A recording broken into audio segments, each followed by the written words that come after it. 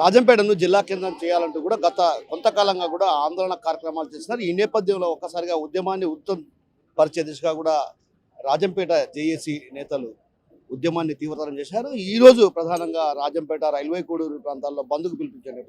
అటు స్వచ్ఛందంగా వ్యాపార వాణిజ్య సంస్థలతో పాటు విద్యా సంస్థలు కూడా సంపూర్ణ మద్దతు ప్రకటించాయి. ఈ నేపథ్యంలో మనతో పాటు జేఏసీ నేత, అదేవిధంగా రాజంపేట పార్లమెంట్ నియోజకవర్గ ఇన్ఛార్జ్ ఎలటూరి శ్రీనివాసరాజు గారు ఆయన అడిగి తెలుసుకునే ప్రయత్నం చేద్దాం. అన్న చెప్పండి, ఒక రకంగా మంత్రి ఏమో మాకు అక్కడ రాయచోటే జిల్లా కేంద్రంగా ఉంటుంది, ఎవరేమో ఆందోళన చెందాల్సిన అవసరం లేదని ఓవైపు చెప్తున్నారు, మీరేమో ఆందోళన తీవ్రతరం చేస్తారు, ఎలా చూడాలి? మంత్రి అలా చేస్తున్నాడంటే తన ప్రాంతాన్ని కాపాడుకునేదానికి ఆయన ప్రయత్నం చేయడంలో తప్పులేదు. మా ప్రాంతానికి ఇక్కడ ఈ గడ్డ మీద పుట్టిన ప్రతి ఒక్కరు కూడా 2 నియోజకవర్గాల్లో రోడ్ల మీదకి వచ్చి ఒక 20 రోజులుగా నిరసనలు వ్యక్తం చేస్తూ మా ప్రాంతానికి సంబంధించినటువంటి రాజంపేటను జిల్లా కేంద్రం చేయాలని చెప్పి మేమందరూ కూడా నిరసన తెలియజేయడం జరుగుతుంది. ఈ విషయాన్ని ప్రభుత్వ దృష్టికి తీసుకెళ్లే దాంట్లో భాగంగా ఈరోజు బంద్ కార్యక్రమాన్ని కూడా చేపట్టడం జరిగింది.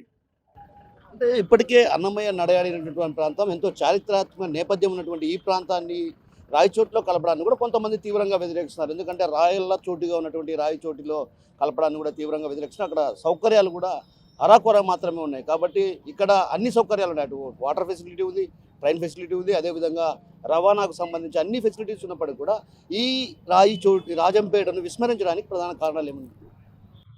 ఆ రోజు గత ప్రభుత్వం చేసిన తప్పిదాల కారణంగా రాజంపేటని విస్మరించి, ఎప్పటి నుంచో ఉన్నటువంటి ఈ రాజంపేట పార్లమెంట్ కేంద్రాన్ని విస్మరించి ఈ 6 నియోజకవర్గాలకి మధ్యలో ఉన్నటువంటి రాయచోటును చేస్తున్నామని అని చెప్పి గత పాలకులు ఏదో ఇక్కడ ప్రజలను అందరినీ మభ్యపెట్టి మోసం చేయడం జరిగింది.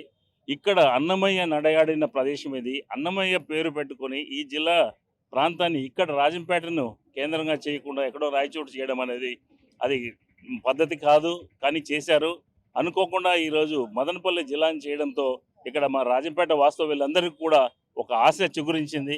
ఇక్కడ అన్నమయ్య జన్మించిన స్థలం. అలాగే ఇక్కడ ఎంతోమంది మేధావులు, రత్నసభాపతి లాంటి వారు, బ్రహ్మయ్య లాంటి వారు, అలాగే సాయి ప్రతాప్ లాంటి వారు ఎంతోమంది మంత్రులుగా, కేంద్ర మంత్రులుగా పనిచేసి ఈ ప్రాంతానికి పేరు తెచ్చిన వ్యక్తులు ఎంతోమంది ఉన్నారు. అటువంటి వ్యక్తులు ఉన్నటువంటి ఈ ఊరు, అలాగే ఇక్కడ రోడ్డు మార్గం కానీ, రైలు మార్గం కానీ, విమాన మార్గం కానీ, అలాగే నౌకా మార్గం కానీ రకరకాల అన్ని రకాలుగా కూడా ఇట్లా వాటర్ ఫెసిలిటీ ఉంది. విద్యావంతులు ఎంతోమంది ఇక్కడ పుట్టి పెరిగారు. అలాగే ఇక్కడ అటువంటి ఉద్యానవనం పంటలు పండుతాయి. ఇన్ని రకాలుగా ఇక్కడ ఉన్న ఫెసిలిటీస్ ఉన్నటువంటి ఈ రాజంపేటను జిల్లా కేంద్రం చేయడంలో మరి ఒక్కసారి పునరాయించుకోవాలని గవర్నమెంట్ వారికి వాళ్ళకి విజ్ఞప్తి చేస్తున్నాం. మీరు భవిష్యత్తులో ఏమన్నా చంద్రబాబును కానీ, అదేవిధంగా పవన్ కళ్యాణ్ కానీ కలిసి ఈ విషయాన్ని చెప్పే అవకాశాలు ఏమన్నా? తప్పకుండా కలుస్తాం. మా జేఏసీ తరఫున మేము అందరం కూడా తప్పకుండా కలిసి ముందుకు వెళ్తాం. ఆల్రెడీ కొంతమంది మన వాళ్ళు పవన్ కళ్యాణ్ గారిని కలవడం జరిగింది, మేము కూడా కలుస్తున్నాం. అలాగే ముఖ్యమంత్రి గారిని కలవడం జరిగింది, అట్లాగే నారా లోకేష్ గారిని కలుస్తాం. తప్పకుండా మా నిరసన అయ్యా ఇట్లా ఉంది రాజంపేట ప్రజల మనోభావాలని వాళ్ళకి తెలియజేస్తూ మరి ఒక్కసారి పునరాలోచించి రాజంపేటను జిల్లా కేంద్రంగా చేయాలని మేమందరం కూడా ముక్తఖండంతో డిమాండ్ చేస్తామని రాష్ట్ర ప్రభుత్వం పునరాలోచించాలని చెప్పి జనసేన పార్టీ పార్లమెంట్ నియోజకవర్గ ఇన్ఛార్జ్ ఎలటూరి శ్రీనివాసరావు చెప్తున్నారు. మరో జేఏసీ నేత ఉన్నారు, ఆయన అడిగి తెలుసుకునే ప్రయత్నం. చెప్పండి, అసలు ఇప్పటికే మంత్రి కూడా స్పష్టంగా మాకు జిల్లా కేంద్రంగా రాయచోటు వచ్చేసింది, అపోహలొద్దు, మీరేమో అపోహపడద్దు అంటూ కూడా ఆయన వ్యాఖ్యలు చేస్తున్నారు. మరోవైపు మీరేమో ఉద్యమాన్ని చేస్తున్నారు, ఎలా చూడాలి? మంత్రి గారు వారి ప్రాంతం మీద అభిమానంతో వారు చేయొచ్చు. కానీ మేము పుట్టి పెరిగినటువంటి ఈ రాజంపేట గడ్డను మరియు అన్నమయ్య నడయాడిన ఈ గడ్డను మేము కూడా రాజంపేటను జిల్లా కేంద్రంగా చేసుకోవాలనేసి ఈ ఉద్యమంలో భాగంగా ఈరోజు రాజంపేటను బంద్ ప్రకటించడం జరిగింది జేఏసీ ఆధ్వర్యంలో. ఈరోజు చూస్తే మనం ఉదయం తెల్లవారు 4 గంటలకే రోడ్ల మీదకి వచ్చేసి నిరసనకారులు మరియు ప్రజలు కూడా స్వచ్ఛందంగా తమ బంద్ను తెలియజేయడం జరిగింది. మేము తప్పకుండా భావిస్తున్నాం, రాజంపేట ఎన్నికల్లో 24 ఎన్నికల్లో ప్రచారంలో భాగంగా గౌరవ ముఖ్యమంత్రి వర్యులు నారా చంద్రబాబు నాయుడు గారు, మరి అలాగే ఉప ముఖ్యమంత్రి పవన్ కళ్యాణ్ గారు, మరియు మాజీ ముఖ్యమంత్రి వర్యులు కిరణ్ కుమార్ రెడ్డి గారు ముగ్గురు సమక్షంలో రాజంపేటను జిల్లా కేంద్రంగా ప్రకటిస్తామనేసి ఆ రోజు చెప్పడం జరిగింది. మేము తప్పకుండా వాళ్ళ మీద నమ్మకం ఉంచుతాం.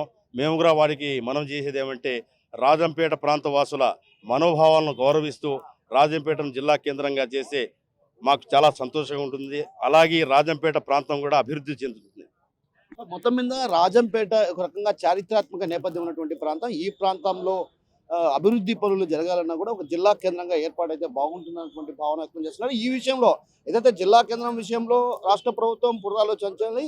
అదేవిధంగా డిప్యూటీ సీఎం పవన్ కళ్యాణ్తో కూడా కలుస్తాం. రాబోయే రోజుల్లో కూడా మంత్రి నారా లోకేష్ని కలిసి రాజంపేటకు జరుగుతున్నటువంటి రాజంపేట మనోభావాలను పూర్తిగా వివరించి ఆ తర్వాత రాజంపేటను జిల్లా కేంద్రంగా సాధించుకొని తీరుతామన్నటువంటి విషయాన్ని మనతో పాటున్నటువంటి జేఏసీ నేతలు చెప్తున్నారు. కెమెరా పర్సన్ రాముతో కిషోర్, RTV, రాంపేట నుంచి. Local to global news at your fingertips. మీ చేతిలో ఒక ఆయుధం. Download raw TV app. Media legend Ravi Prakash is back.